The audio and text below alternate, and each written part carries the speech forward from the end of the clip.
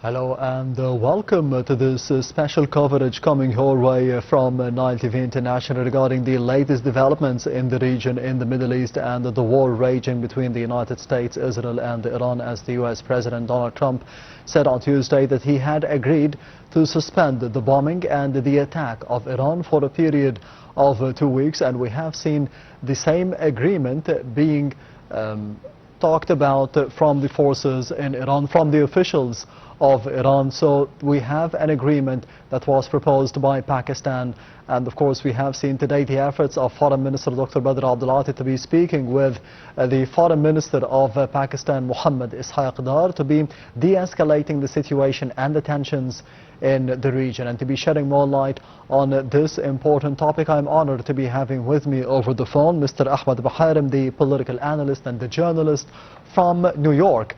Thank you very much, Mr. Ahmed, for being with us tonight on Nile TV International. Thank you, you're welcome. Anytime. First of all, how do you see the importance of having this ceasefire for a period of 2 weeks, not just for the favor of the United States and Israel, but for the rest of the world as well? Well, I think it's a big achievement. Iran, with a lot of patience and strong belief of what they are believe in, finally, an hour before the warning message from President Trump, everybody was actually having very tough time to expect what will happen next day. But successfully, with a good effort from Pakistan, yes, the hosting of this negotiation, with a good effort from Egypt, Turkey and Saudi Arabia, the conclusion of those 10 points compared with the 15 points was suggested from President Trump. To reach these points, that means Iranians have achieved a victory and successful kind of negotiation. The most 3 important points on those 10 points was suggested on the table from the Iranian authority is to stop the war, not a ceasefire temporary, but a complete ceasefire after the 2 weeks, and then a guarantee, international guarantee by United Nations and other allies that this kind of war will never happen again from America or Israel toward the Iranian. And then there are compensation, a complete compensation of what happened, a damage from Israel and America to the Iranian people. And then all the sanctions was admitted by America a few years ago. All this has to be released, especially the amount of money already in the American banks. Yes, Mr. Ahmed Maharem, we have seen today that, according to the statements of the US President Donald Trump, that this is a workable basis for something to be negotiating on for the future. How do you see the negotiations could be taking place after the period of those 2 weeks? I think after the 6 weeks of conflict and escalation from day to day, what happened, I think America found that they are losing, not only they are losing the battle military, but they are losing a very important factor that the allies of America around the world, especially from the Gulf areas and the allies in European countries, the NATO, none of them, they were happy of what decisions and what activities was taken personally on a level with no negotiation by America itself. So I think there is a lot of pressure internally in America towards President Trump and externally around the world. So I think finally a good advice have been delivered to President Trump from his military staff and political staff as well, that this is the right point to stop and have some kind of relief to find what next. It is not on the favor of America that this war can be continued. This war is Israeli war, is not an American war or any other country war. Yes, and you mentioned a very significant point at the beginning of our phone call. Is that this is a win for Iran? Do you think so? Well, from Iranian, it is a win. There is no doubt. But again, if you look at it from the other side, we cannot forget that America also can consider that kind of win, yes, because to shift from exploring the war around the world to a peace, kind of peace, that is also kind of victory for both sides.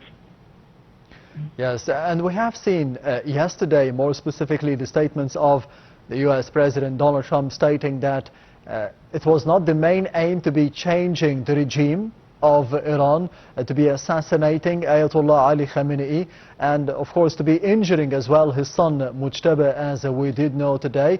But the main aim was to be destroying and obliterating the nuclear project, the nuclear capabilities, the nuclear and the atomic facilities of Iran. Do you think that was the main target, the main objective of this war for the past 5 or 6 weeks? And has the United States managed to do so? I think it is a very good question and also a very critical question. It was addressed by media personnel to the President Trump. What is the objective of that war? Why America has gone through this war? Actually, in the mind of Trump and his military people, that when the war started with no kind of clear objective, because they can expect tentatively that there is no fixed kind of target to be achieved, because sometimes he announced 5, 6 points. None of them was achieved.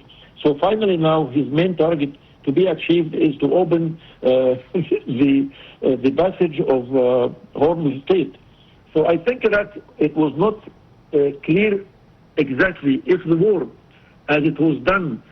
Some political analysts, I believe in that, that's a kind of war between America and China, because America, when they got the petrol of Venezuela easy, 800,000 barrels every day from Venezuela used to be sent to China. Again, 1.2 million from Iran. That means there is 2 million barrels of petrol. If Trump succeeds to stop this amount of petrol going to China on a daily basis, that's exactly one of the other targets. Nobody is talking about it.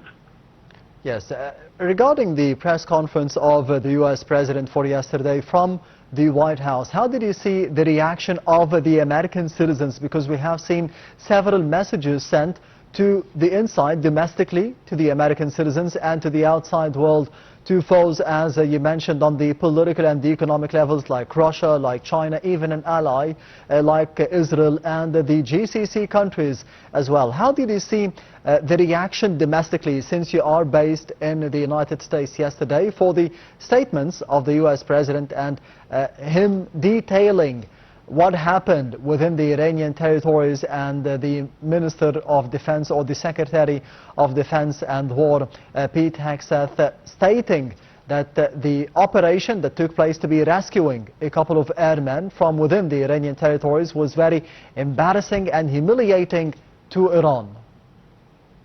Well, I think it's not only domestically at the United States. Citizens of America, they will be so happy because the prices of oil will come down, and then they are not happy that their soldiers and their people and the taxpayer of America money will go for non-reason that America can go for this war. So most probably the citizens are happy. Also the people in the Gulf area, around the world, everybody I think is going to be happy with that result. Mr. Ahmed, you mentioned that... Yes. Yeah, I do have other interview. Can I just thank you for that, if you don't mind? Thank you very much, Mr. Ahmed Maharem, the political analyst and the journalist from New York. Thank you very much for being with us tonight. And this brings us to the end of this special coverage. Thank you for watching, and goodbye.